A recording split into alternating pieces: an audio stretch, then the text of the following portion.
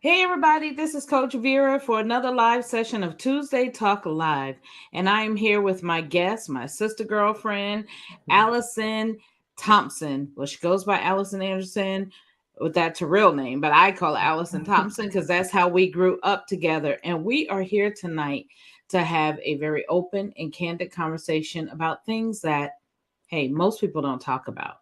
But it is a conversation that we really need to have and we want to discuss. And Allison, I just welcome you and I thank you so much for being willing to come and have this conversation. And when our guests hear what we're going to talk about, they're probably going to be like, oh my gosh, somebody's really letting the cat out the bag. And so, again, I welcome all my guests, but I definitely want to introduce Allison Anderson to you. She's like a sister to me. We used to do some things that we used to get in trouble with. Um, Ooh. we're not going to tell all those secrets to everybody tonight, but I want you just to introduce yourself to the guests and then we're going to just jump right into the topic. I'm just going to let the people know we're going to be talking about living with PTSD. For those who don't know what that stands for, is post traumatic stress disorder.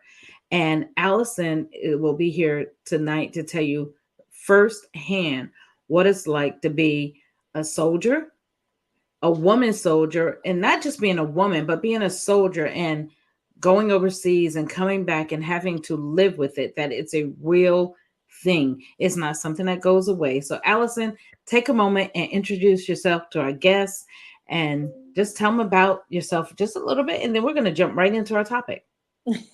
Hi, I'm Allison Anderson, and I've been knowing Vera like all my life. We've been knowing each other since what, like 13, 12, 13, or Since something we're like that? 13, 14. Yep. um, I joined I'm from Brooklyn, New York. I'm from the projects. I am I joined the military back in 1990.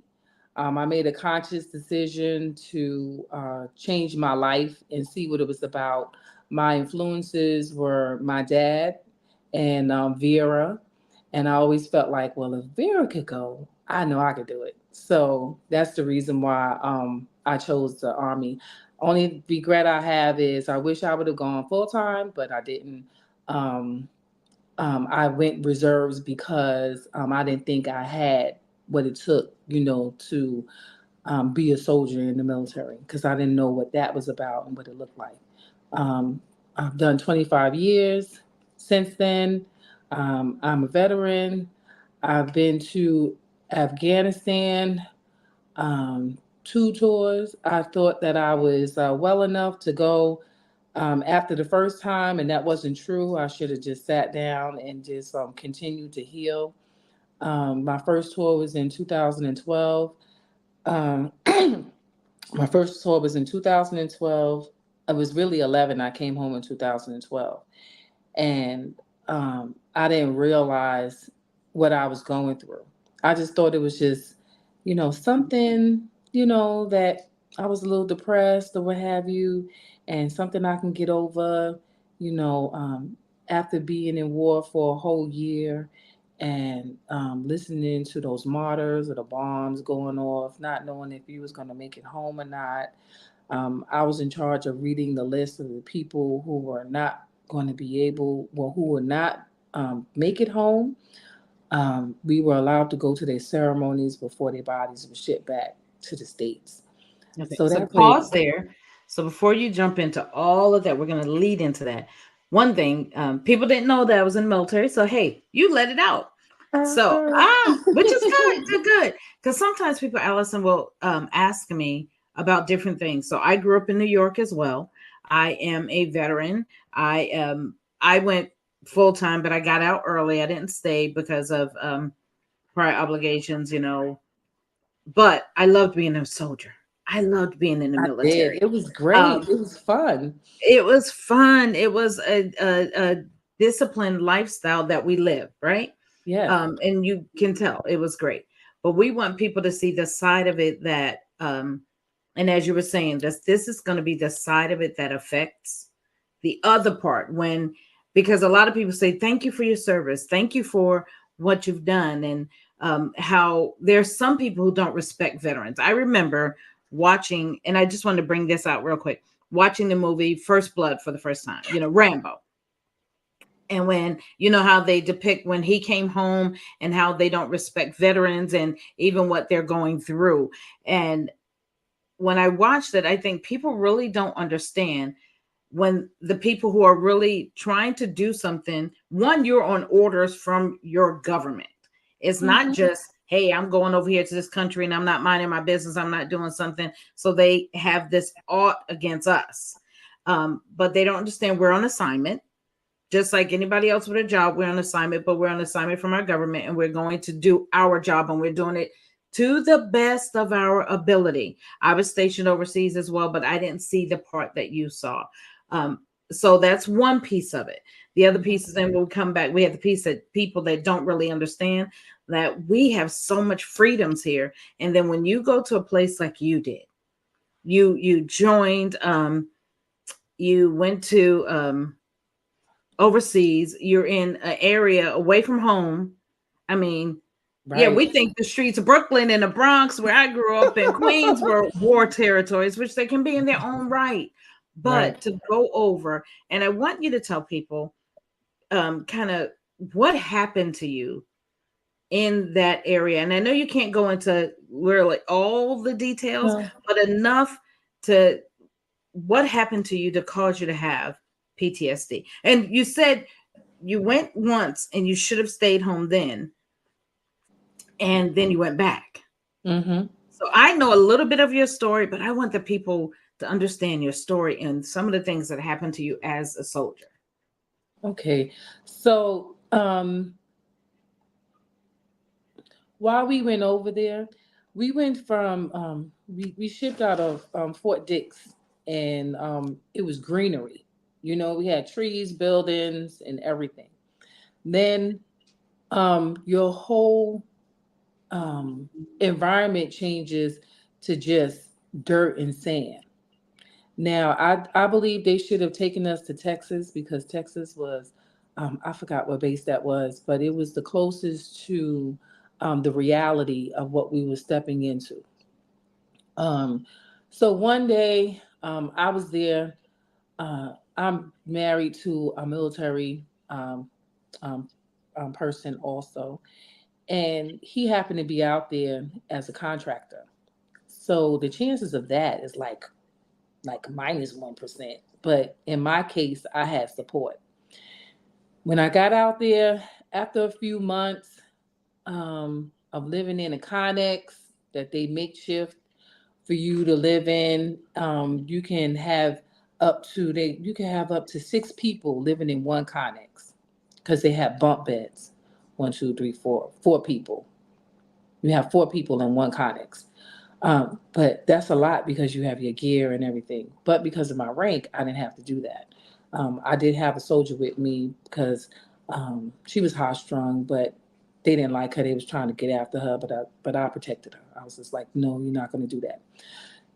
So one day I was walking back to where we lived, and then all of a sudden one of the mortars went off. It wasn't even near me, but it pushed me back about 3 feet because of the energy and the force that came from the bomb. So I looked and turned around and realized, my joking self was, you know what? I'm not in Kansas anymore. I can't even click my heels 3 times and get up out of here. So I have to deal with this. So immediately we had to go to bunkers. And we had cell phones and everything too. Things were still kind of normal. And I called my husband, but that was the thing that shook me was the fact that that bomb went off and it pushed me. And this was real. This wasn't fake. This wasn't an annual training we was going to. This wasn't practice on the range. This was Mm-hmm, real. mm-hmm. And um, and anytime that I'm walking around on this base, um, anything can happen to me.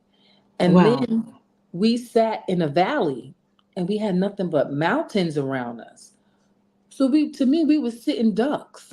As normal as we was trying to live, we were still sitting ducks.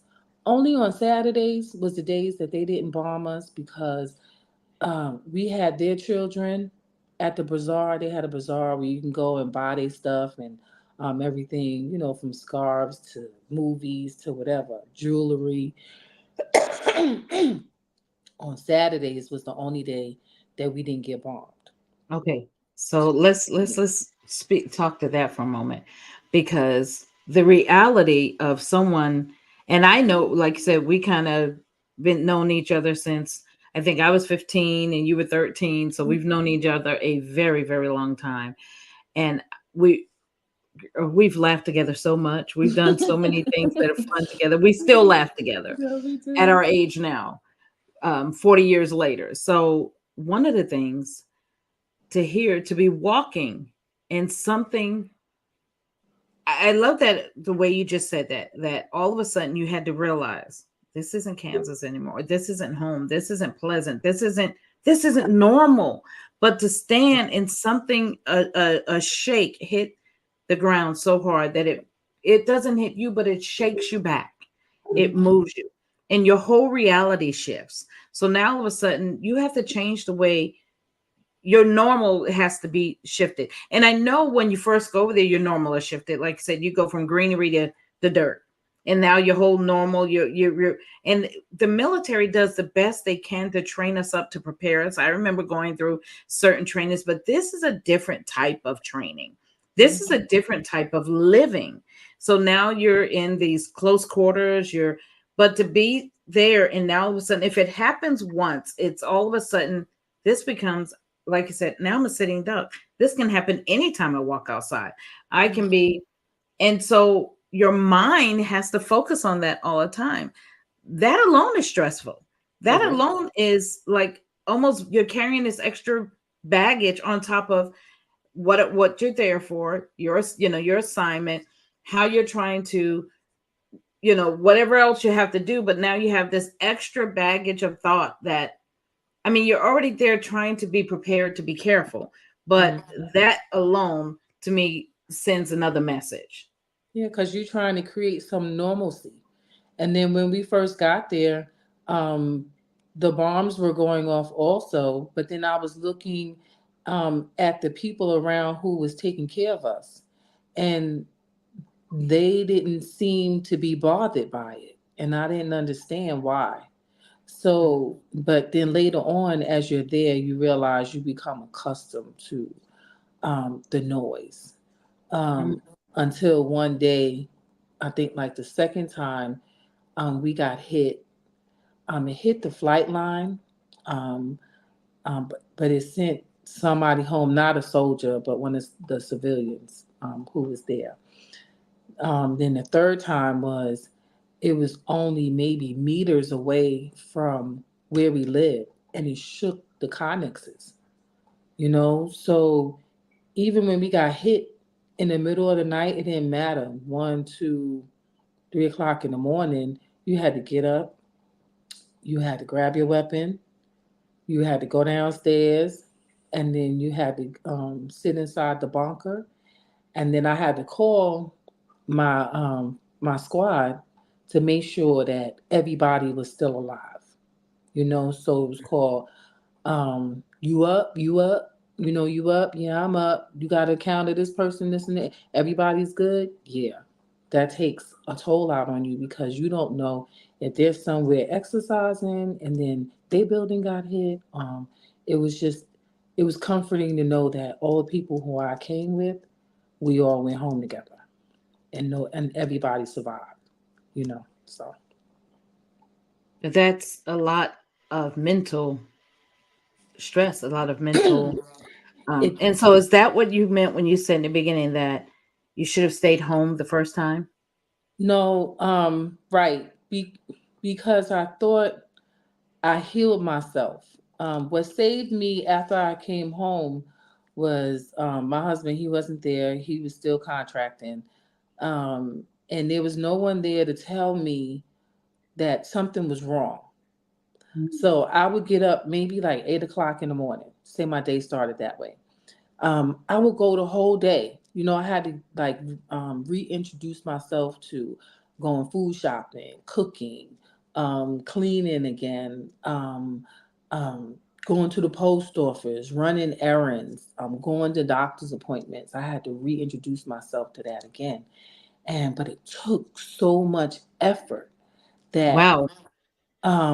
from 8 to maybe 11 o'clock, that's how long it took for me to get ready.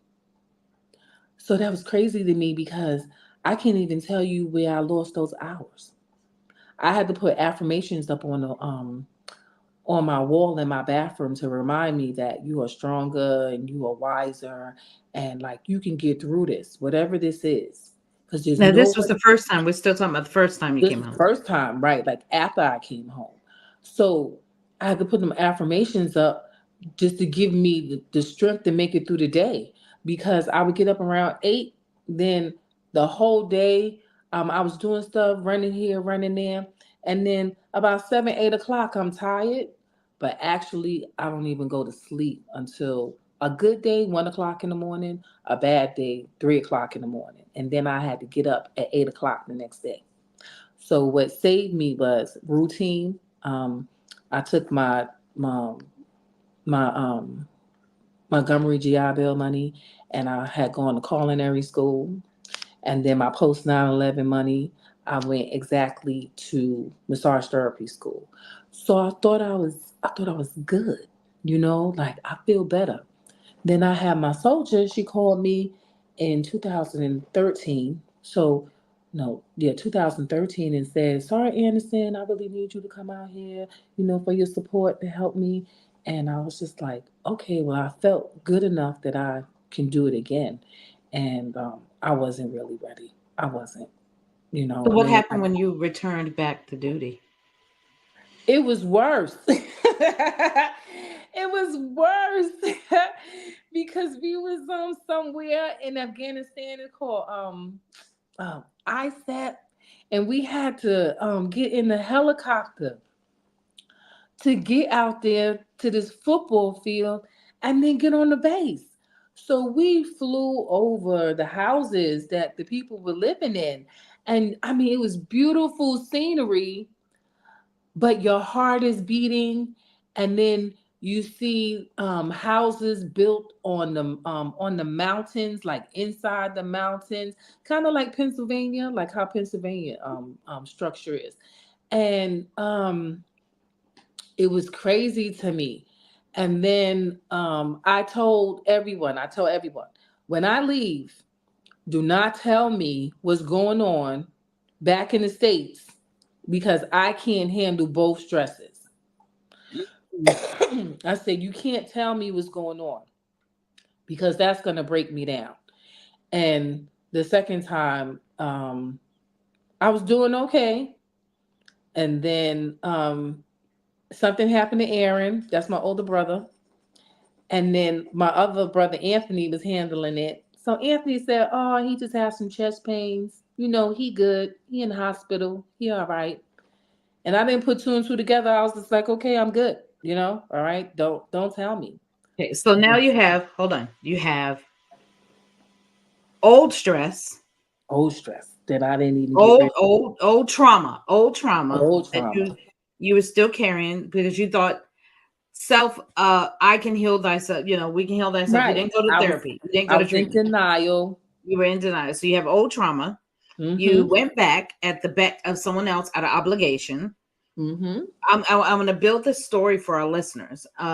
Then you go in, and I what you said was so cool, was, and not that we shouldn't be aware of what's going on back at home, but you just said that you couldn't handle in that scenario, because I think what sometimes people don't realize, the scenario of what you were already going through in the location you were in Right. could not be coupled with the trauma that would have been happening at home. So Right. here you have old trauma, you have the trying to navigate where you are. You see all Mm-hmm. this greatness in these lavish homes and stuff, but you guys are stuck in the desert land, No, no, no, no, no. There wasn't that. It was farmland. It was farmland. farm. Okay, so No, you have no. this farmland, but you guys aren't in the farmland because you guys are in We were and having to flying run to over. bunkers. Right. Yeah, you flying Yeah. over stuff, and then but when things hit, you got to run the bunkers, and then you hear that your older brother, who I know who Aaron is, and he's dealt with medical issues for a very long time. Mm-hmm. Um, you have to deal with this, so you're trying to manage all of this mentally, emotionally, and then if I'm not mistaken, something happened to one of your RV. You got bombed again, didn't you? Okay, so no, in the first in on the first tour, because I'm sorry, I jumped to my second tour, but in the first tour, we got bombed all the time, and so then finally, towards the end, um, just being a soldier and being a female and being in charge, you will always get challenged. And being a black female, you always get challenged Okay. about um, your mental um, competency of like what it is that you're doing and how you're handling your business.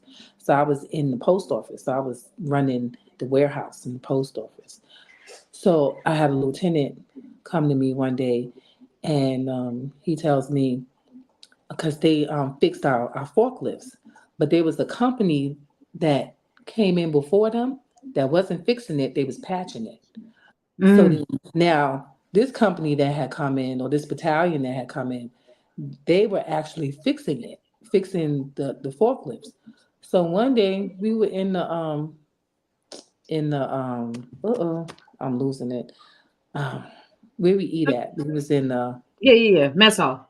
in the mess hall, but it's the big one, big Yeah, mess. yeah, He jumps in my face. Well, something, something, something, something, something.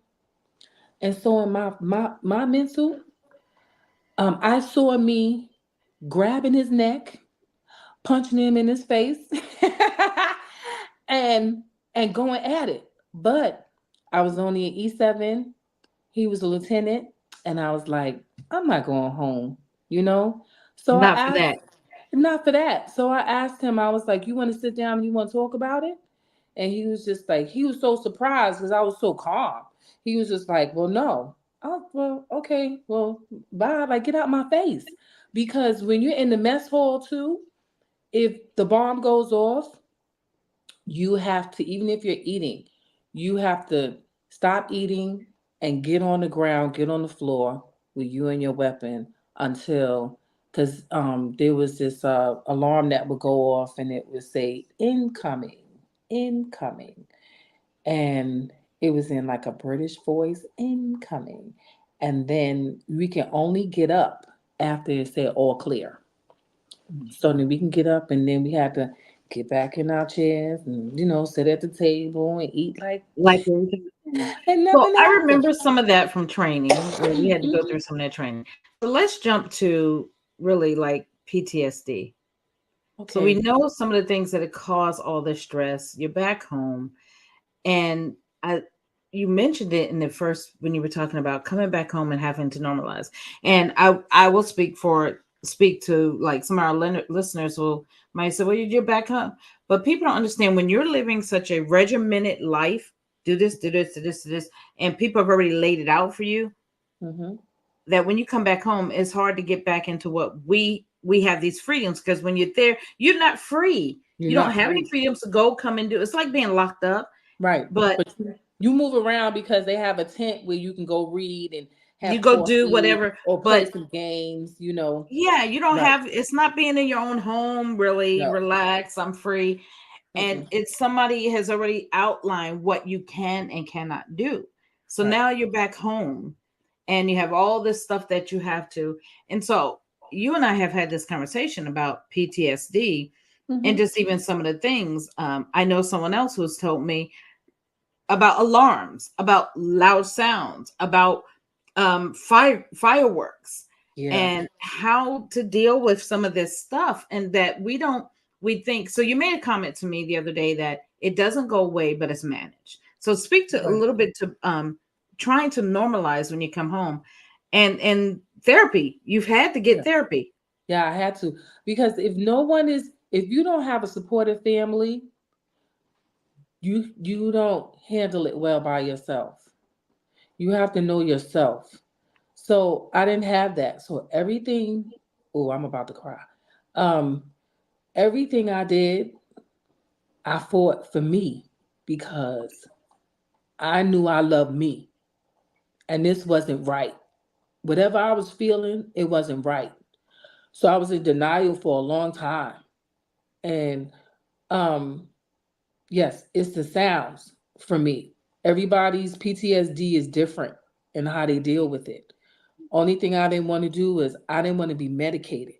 I didn't want them to give me all this medication and then I really couldn't function. Because then you can't drive and you can't take care of yourself. Once again, my husband wasn't there. He was contracted. He was in Afghanistan, you know. But I knew that I couldn't make decisions like certain times. I couldn't make decisions. Then it had me to the point of I used to I'm an extrovert, you know, Right. but Hmm. it had me on the couch where I was an introvert. I couldn't get off the couch. I would lose about 3 days. Um, I couldn't function. I couldn't think right. The most I could do was get off the couch, watch TV, go to the kitchen, go get something to eat, come back and lay down all day. Cause Wow. that's the only thing I could do. um, and then finally, it was too much, and then I had to go. Look, Allison, what you gonna do? Cause this is not right. And um, the people at my unit, I knew something was wrong when I came home on the second tour. I was supposed to, you know how when you go through your briefing when you come back, Hmm.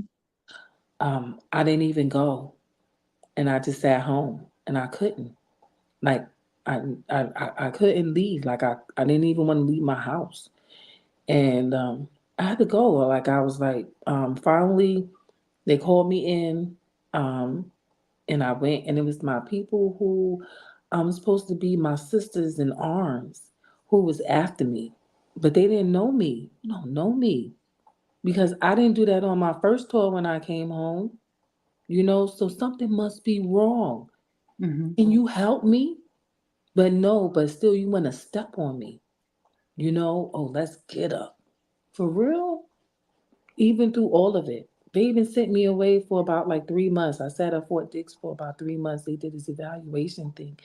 And then for the commander of Fort Dix to find out, he was like, your unit is not even a good unit. They don't even know you. Because you don't even know me. But you blaming me for trying to steal from the government. No, there's some other things going on. Because nobody asked me, are you okay? Are you all right? What's going on?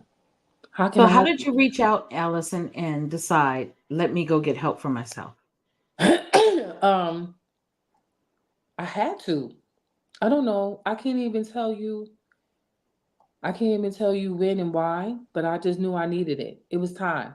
I think after that incident of my own battles coming after me, it said, you know what, something is wrong. Okay, so how do we address this?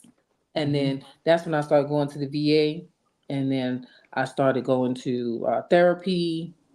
Um, I didn't know I was doing this thing called grounding because when the stuff is going on up here and I couldn't handle it, I would sit on the floor. I would make me a pallet and I would lay on the floor.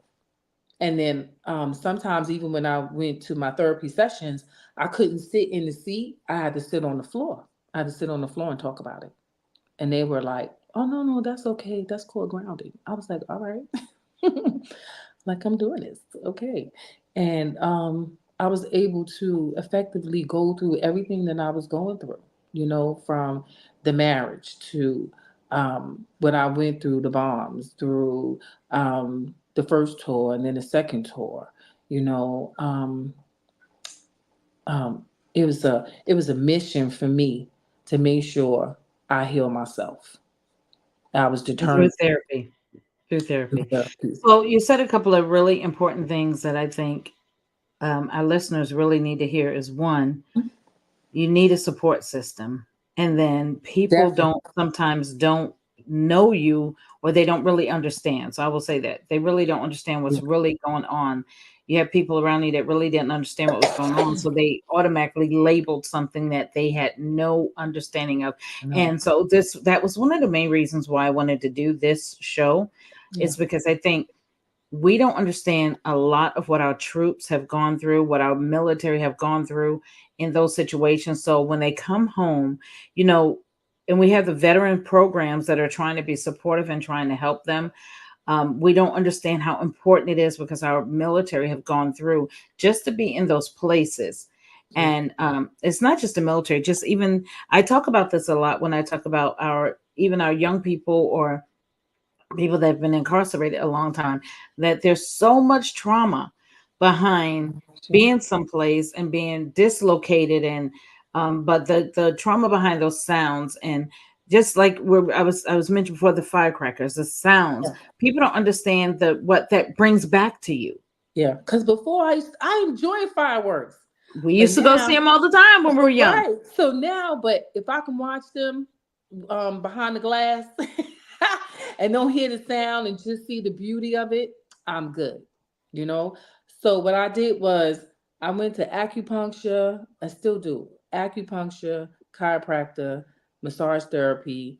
They have this thing called True Float, True Rest, where you float in Epsom salt. So I have to heal my body from the inside in order for me to heal on the outside and just handle just regular normal day, stuff.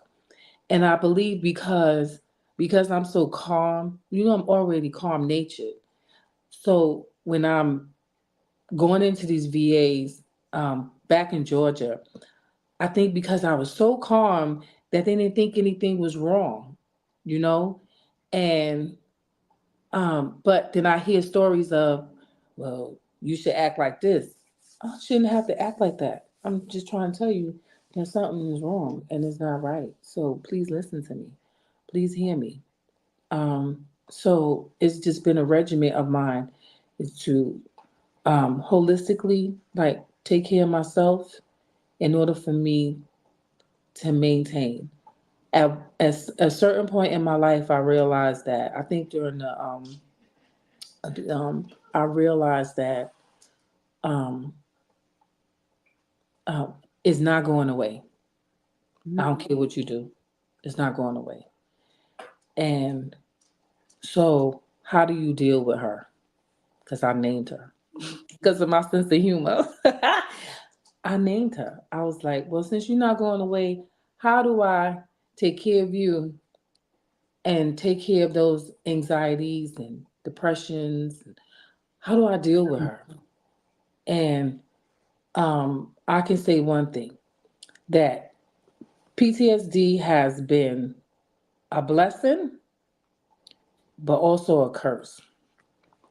A curse, and I don't wish this on anybody. When you can't mentally function um, in a manner that makes your life whatever you call normal.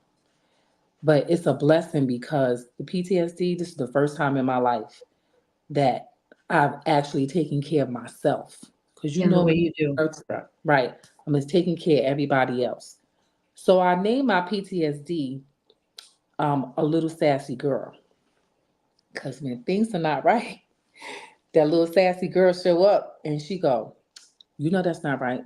And I don't know what's wrong with you, but you better get it right and you better figure it out. And I'm like, okay, all right, all right, all right, all right, all right. I'm gonna work it out. It forces you to take care of you. Forces you, right, to take care of you in the moment and be mindful and watch your words, watch what people say to you, because visually, when people don't come correct, I have to ask myself, I go, so what does that have to do with me? And I'll sit there and go, don't have nothing to do with me because they're having a bad day. Don't mean I have to have a bad day. And then I have to go, oh, okay, all right, I'm good, and then keep it moving, you know. I'm gonna just say this. I just remember one time, like Walmart used to be my war zone. So I just remember my anxiety used to come up. I used to get hot, and then I'm shopping. I couldn't function, and then everything I'm gonna show you, everything I had, if I was shopping, I was like this, just like this. And I'm gonna look around, and then God would do an amazing thing. He would send people past me, little kids, people. Hi, how you doing? How you doing? And hi. And then my anxiety would go down. I would drop that, whatever I had. Hi, hi, hi, hi. I would come down. And if I couldn't handle it, then I can get on the phone and say, you know what? I think I'm tripping right now. So just talk to me and act like nothing is really wrong, but help me to bring this anxiety down because right now I'm not doing real good. And then God will send somebody else and go, uh, hi, how you doing? I'm like, I'm doing great. How you doing? You know, I wanted to say something else like, and scream, but I'm just like, no, that's not but God's love. And he loves me. Oh my So gosh. So I yeah. oh, that was just so good because you just what you're telling people is that they need to learn. I know people probably thought she named it. She I named named you. Named it. it. But what you said is that PTSD, what we have to recognize that it's there. And Yeah. I think what I want people really to realize is that you're managing it. Yeah. You own it and you're managing it and you recognize it. You're recognizing the signs when they pop up. Yes. You know they're there. And God is so faithful, Allison. You're He so right. is. He's so faithful. He You and I is. have talked about it. I know there's been Mm. times you call me Severe.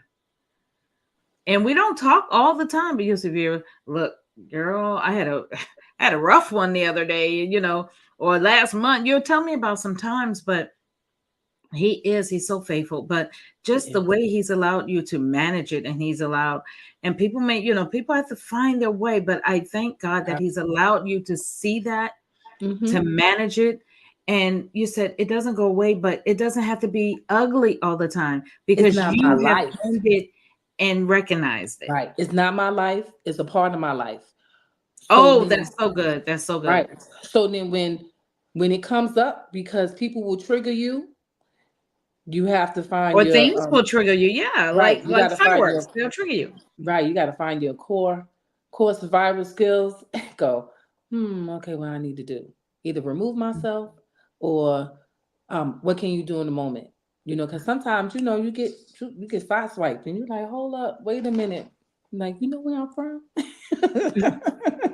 Girl, we do that in natural life, but Right, that's what but I'm saying. but knowing that it's there, It's knowing that there. I need to manage this, knowing that it's not everybody else's responsibility to manage, but Mhm. yours, and Right? saying, God, show me Help what me. I need to do to be productive. And because Right. there have been people who haven't, and they've just gone off the rails, and they Right. constantly go off the rails with other people, with family they've lost, all type of Yeah. family members, they've hurt family members behind it. Yeah.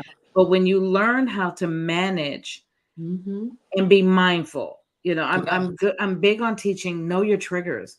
I was just at a facility the other day and telling people, if you don't know what triggers you, how do you know where to even begin to flesh out to deal with things? So Right. you have to, and knowing your triggers mean knowing yourself. So Yeah. knowing that little sassy girl that pops up is What? saying, knowing myself, knowing that this is a disturbance for me. And I love, Allison, the way you said remove myself. It's not just about everybody else that's getting them bother me, or these things that are bothering me, but what can I do to facilitate my well-being? Right. And then I would get people tell me, well, don't tell people you have PTSD. I'm like, they need to know.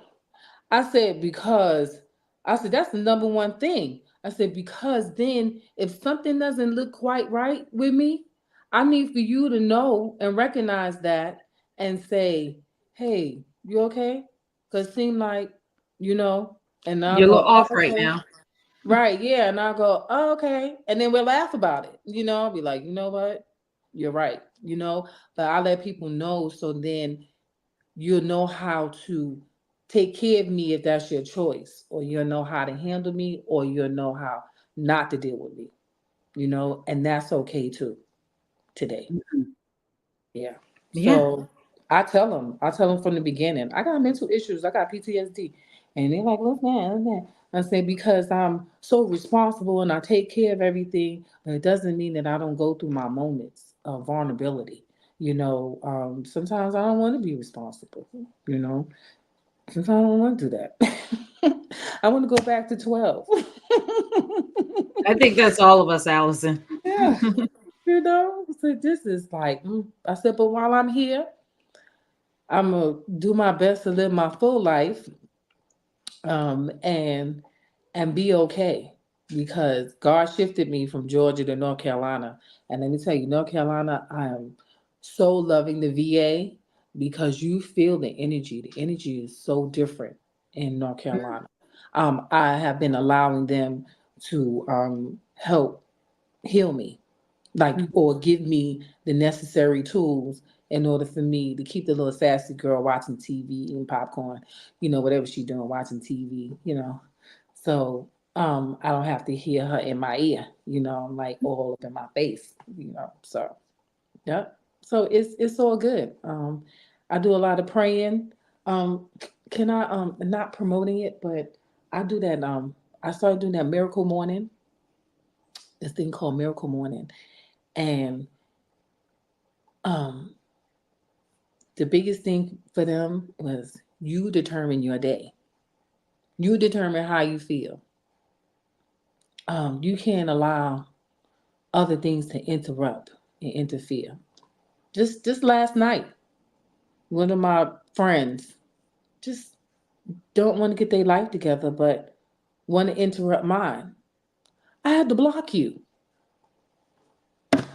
and that's Bye. that. Bye. I've been dealing with you for a long time to try to help you get yourself together. Guess what? I can't take it anymore because you don't believe my PTSD is real. And guess what it is? I'm gonna take care of me and I'm gonna protect me. And that's one of my ways. If I don't have to deal with you, then I'm good. Oop, block. Don't call me no more. Thank you. Thank you very much. You know, I will say that I have watched you over the years go through and come out on the other side. And I'm Mm-hmm. so proud of what you've done to allow healing, allow God to be a bigger part of your life. Yes, Spirit. I'm Thank so, so, so proud of you you. Thank because you. we've talked about that all the time. And I don't want people to get mistaken that, oh, she's living with this alter ego like she got a spirit. No, that's not what she's saying when she named it. She's Mm-hmm. saying that she's dealing with the part of her. And I love the way you say it's a part of your life, but it's not your life. Mm-hmm. She's learned how to manage this other part of her life that if she doesn't manage it, it will control. And Right. so I commend you on that because I mean, we've had conversations about it being real, about it being strong, about if you didn't deal with it, how it's going to overtake, about there being days where it has been overwhelming. And so Yeah. I thank you for coming and sharing how you've had to shift your perspective. You've had Yeah. to be real with yourself. And I think that's a big part. You had to own it, you had to take responsibility. And you were talking about daily affirmations and different things, and I will promote and give a shameless plug. Um, one of the things that, and I always do it here where the light is kind of bad, but I don't know if people can see my book. Look, yeah. Mhm. And Allison knows a little bit of my story and my life, some of the things I put there, but we're talking about now surviving life, right? And Yeah. one of the things that you do is I did a talk the other day, or just a quick pop up, where I said one of the ways to survive, you said having a support system. So if you haven't gotten my book already, I have tags in there because those are some of my favorite topics I talk about. But if you haven't gotten my book already, it's called Memoirs of a Survivor. But even for me, some of us may not have gone to Afghanistan. Some of us may not have been, overseas in the military, but we have PTSD from life trauma. Yes. Mm-hmm. Hmm. Yeah, And and so the way you can come out of that is listening to programs like this, getting books like mine that people can share with you how they've come through a life trauma and they've made it out on the other side. So if you haven't already gotten my book, Memoirs of a Survivor, it's called Memoirs of a Survivor, Reflections of God's Intervention, Blessings, and Purpose. Go to Amazon right now and get a copy. I'm actually going to put a link in the chat before we get off this call, because I want everybody, if you haven't gotten it, hey, it's a great read. I've heard it's a great read. I believe it's a great read because it's my book, and I believe God ordained me to write it for the guests. Allison, before we end this call, what would you be your biggest advice to those listening and suffering with um, PTSD? And so there's so many different levels and so many different triggers and traumas because you really don't know um, what's going to cause it, you know?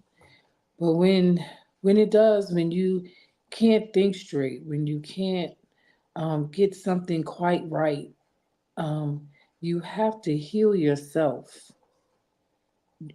And I healed myself. Well, I'm still healing myself. I'm still in the process of doing that. You have to heal yourself. Find out what it is, and then heal yourself from it, so it doesn't, like you said, take over. Your whole life, what you think about every day. Um, and like I said, I just did that through holistic healing. And I learned through massage therapy and culinary that food heals, and the flow of your blood, you gotta get your blood flowing in order for everything else to be right. Make sure you go to the doctor. Make sure your blood will tell on you.